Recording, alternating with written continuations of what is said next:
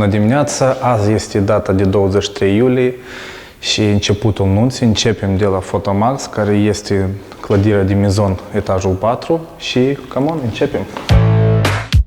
Здравствуйте. Andriana și Ion, este aici?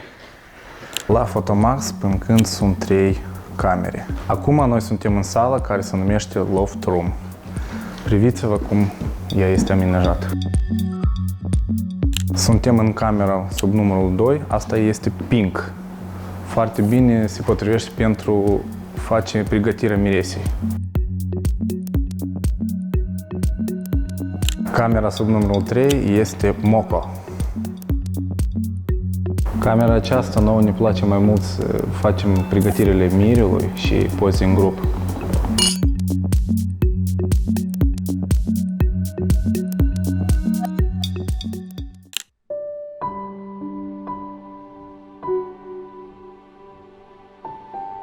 Deci, noi deja am început să filmăm detalii, vedeți rochia de mireasă și toate atribuțiile.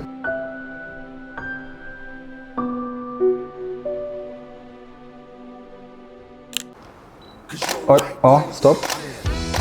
Stai așa. Hai, începem? Dar repede, Vova, uite în urmă.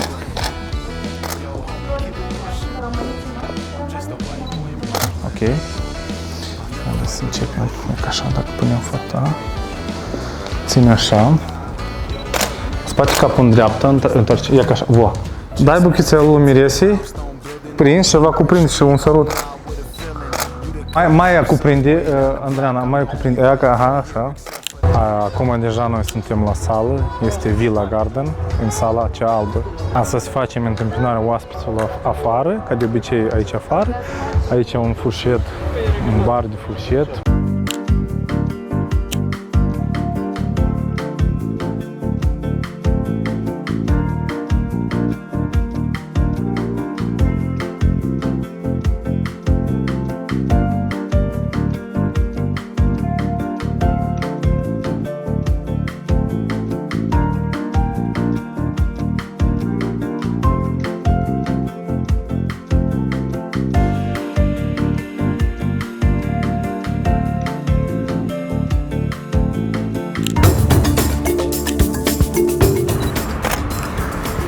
Stați așa, un pic. Stați. Vă uitați unul la altul, voi unul la altul. Tu o iei așa ia ca așa.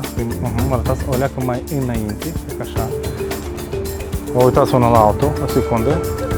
Nu, vă uitați la asta, acolo numai mâinile o să fie.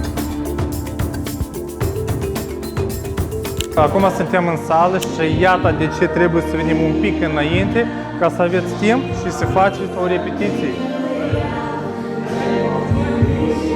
Regele și regina serii, Mirele și Mireasa, Adriana și Ion! Aplauze, aplauze!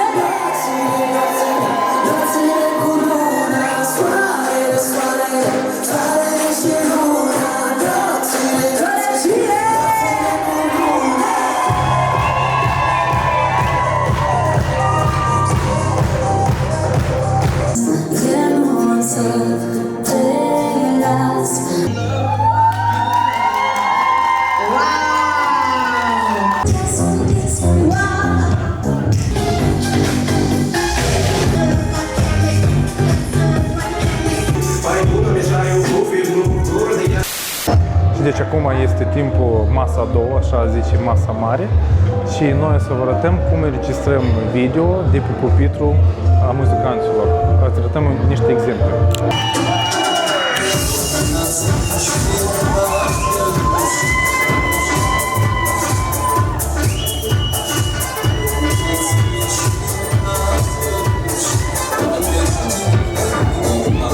Este un moment de la muzicanți, ei tare iubesc să fac setările la balalaișele, la instrumentalele lor, adică când oaspeți vorbesc prin microfon și fac felicitări la mire. Haideți să vedem și noi, a noștri muzicanți, să facă asta sau nu? Мы благодарны вам, что вы позвали нас разделить вашу радость.